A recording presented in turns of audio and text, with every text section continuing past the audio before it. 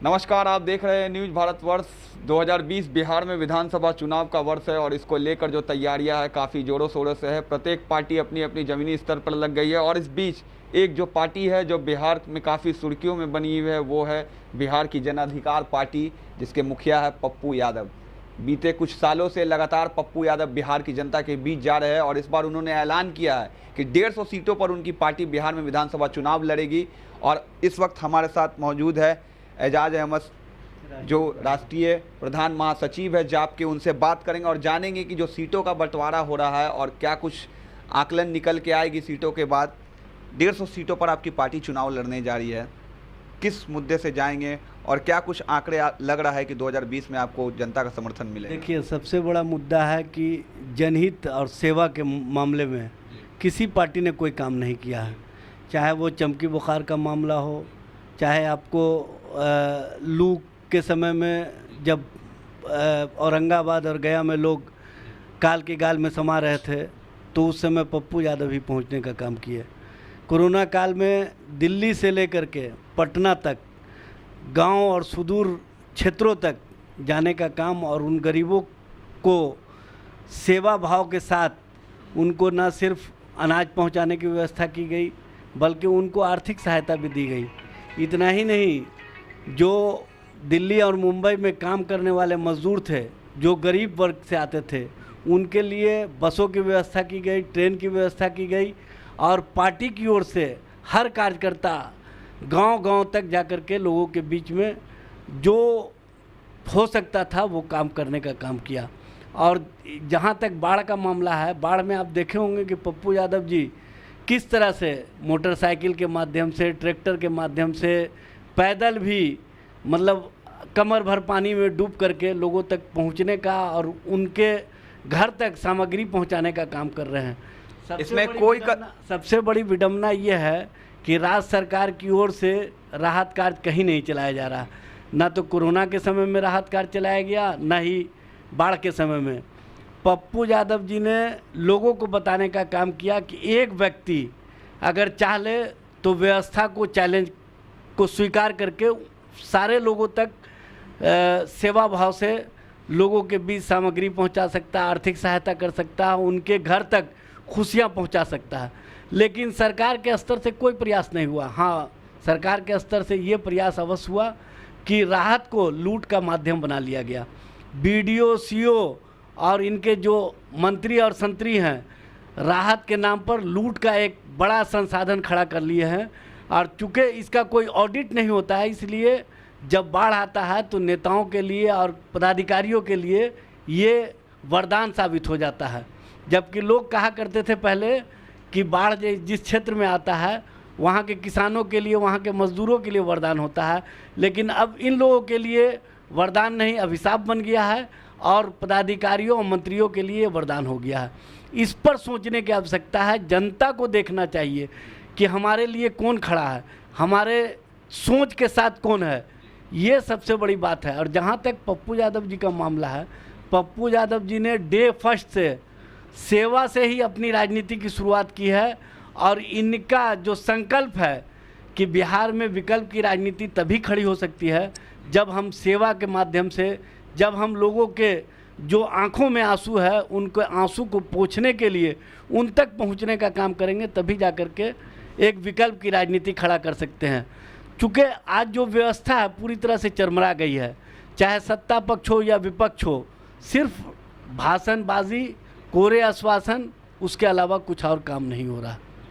आपके राष्ट्रीय अध्यक्ष की बात कर ली जाए तो इसमें कोई शक नहीं है कि वो जनता के बीच जाते हैं और जितना कार्य किसी नेता को बिहार में करना चाहिए उससे ज़्यादा करते हैं। लेकिन सवाल यह है कि उनका जो कैंडिडेट होगा विधानसभा चुनाव में, क्या वो भी जनता के दावों पर उतना ही खरा उतरेगा जितना आपके राष्ट्रीय अध्यक्ष खड़े उतरते हैं? हमारे एक एक कार्यकर्ता पप्पू यादव के जो लकीर बनाए हैं उसी लकीर पर चलने का काम कर रहे हैं। आपने देखा होगा कि सुदूर देहातों में भी हमारे कार्यकर्ता लोगों के बीच राहत सामग्री पहुंचा रहे हैं।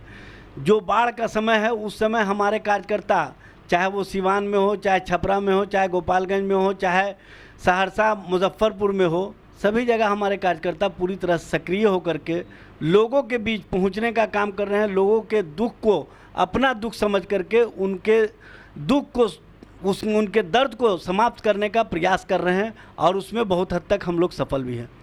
पिछले कुछ वर्षों से जाप जो है पटना में काफ़ी ज़्यादा एक्टिव है। पटना की जितनी भी तमाम सीटें कई वर्षों से बीजेपी जीतते आती है। अधिकांश विधानसभा जो पटना में पड़ते तमाम जगहों पर बीजेपी के कार्यकर्ता और बीजेपी के कैंडिडेट जीत कर बैठे हुए हैं। खबरें ऐसी भी आ रही है कि जाप अब पटना की सभी सीटों पर चुनाव लड़ने जा रही है। क्या कुछ देख रहे हैं, कैसी तैयारी है पटना को लेकर है? खबरें नहीं है बल्कि सच्चाई है कि बिहार की और ख़ास तौर से पटना की जनता जन अधिकार पार्टी और पप्पू यादव को लोगों के बीच से आवाज़ आ रही है कि आप हमारे पास अपना कैंडिडेट भेजिए। हम लोग चूँकि भारतीय जनता पार्टी ने धार्मिक और कोरे आश्वासनों के सहारे राजनीति करने का काम किया और ये लोग गठबंधन की राजनीति पर विश्वास करते हैं। हम लोग जनता के बीच में जाकर के जनता के लिए जनता के हित में काम करने का काम करते हैं। आप लोगों ने देखा होगा 2019 में जब पटना में जलमग्न की स्थिति थी, जल कर्फ्यू की स्थिति थी, उस समय कोई नेता तो छोड़िए, कोई पदाधिकारी और कोई कर्मचारी तक भी उन लोगों के बीच पहुंचने का काम नहीं कर रहा था जो 8 मंजिला 10 मंजिला मकान में रहते थे और उन लोगों के बच्चे दूध के लिए बिलबिलाते थे, पानी के लिए बिलबिलाते थे। उस समय पप्पू यादव ने स्वयं लोगों तक पहुंच करके उनके घर तक दूध पहुंचाने का काम किया, पानी पहुंचाने का काम किया, उन तक अनाज पहुंचाने का काम किया।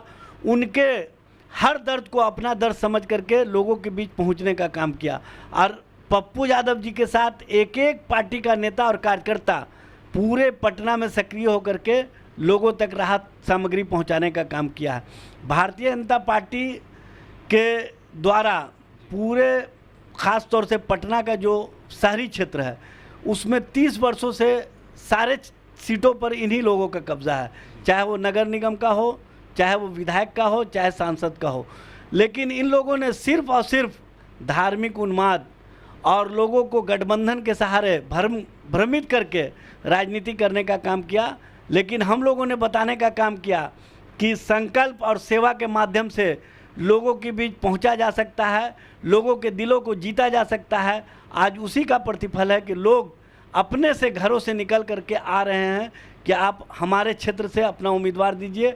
हम लोग अब भारतीय जनता पार्टी से उब चुके हैं, हम लोग वैसी पार्टियों से उब चुके हैं जो जाति और धर्म के नाम पर राजनीति करते हैं। एक काफ़ी अहम सवाल, दलित कार्ड काफ़ी खेला जा रहा है बिहार में। महादलितों को लेकर राजनीति काफ़ी ज़्यादा तेज है। अगर ज़रूरत पड़ी सरकार बनाने के लिए जाप को तो किसी के साथ गठबंधन करेंगे? देखिए, दलित राजनीति करने वाले जो लोग हैं वो करते होंगे। हम लोग दलित राजनीति नहीं कर रहे हैं। हम लोग दलित को सामाजिक और राजनीतिक तौर पर उनका जो अधिकार है वो दिलाने के प्रयास में है। इसीलिए हमारे पार्टी के राष्ट्रीय अध्यक्ष पप्पू यादव जी ने यह संकल्प लिया है कि दलित के जो भी चेहरा आएंगे बिहार में मुख्यमंत्री के तौर पर, उनके साथ हम खाद के रूप में, उनके लिए समर्पण भाव के रूप में आगे बढ़ने का काम करेंगे। उसके लिए उन्होंने आह्वान किया है मीरा कुमार जी से, उन्होंने आह्वान किया है चिराग पासवान जी से, उन्होंने आह्वान किया है जीतन राम मांझी जी से कि आप लोग आइए और एकजुट होकर के बिहार में नेतृत्व करने का काम कीजिए।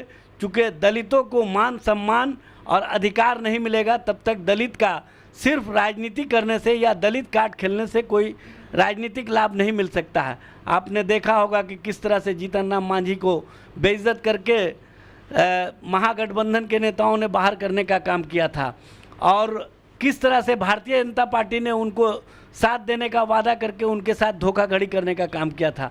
लेकिन पप्पू यादव जी डे 1 से जीतन राम मांझी जी के साथ खड़े रहे।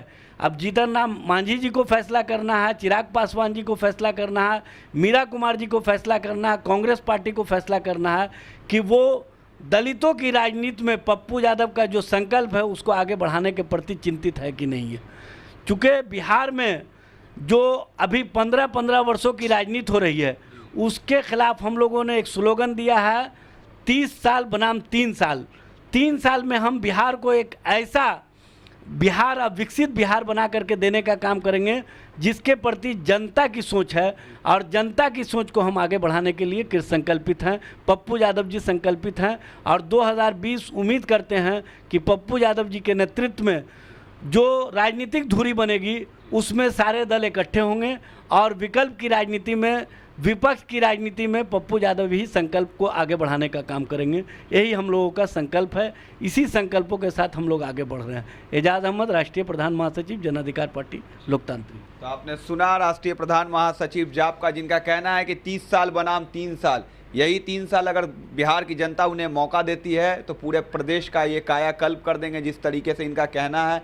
और बाकी की बातों इन्होंने बताई कि 150 सीटों पर इनकी दावेदारी है। उसके बाद अगर ज़रूरत पड़ती है तो और भी सीटें ये बढ़ाएंगे बिहार में। और सबसे महत्वपूर्ण बात कि महादलितों के लिए इन्होंने अपने दरवाजे खोल रखे, चाहे वो चिराग पासवान हो, चाहे वो मीरा कुमार हो, चाहे वो महादलित का कोई भी नेता हो, जीतन राम मांझी हो, तमाम महादलित जितने भी नेता हैं सभी दलों के लिए इन्होंने अपने दरवाजे खोल रखे हैं। बिहार में जिस तरीके से महादलितों को लेकर राजनीति काफ़ी गरमाई हुई है, पप्पू यादव ने अपना दरवाज़ा आज भी खोल रखा है कि जो भी चेहरा होगा मुख्यमंत्री कैंडिडेट का, अगर महादलित होता है तो उन्हें भी ये लोग अपना समर्थन देंगे और उसे मुख्यमंत्री का दावेदार के जरिए कैंडिडेट को प्रोजेक्ट करेंगे। ऐसे में आने वाले वक्त में बिहार में विधानसभा चुनाव होंगे, कौन सी पार्टी कितनी सीट लाती है, किसकी सरकार बिहार में बनती है, ये तो आने वाला वक्त बताएगा। तब तक के लिए देखते रहे न्यूज़ भारतवर्ष।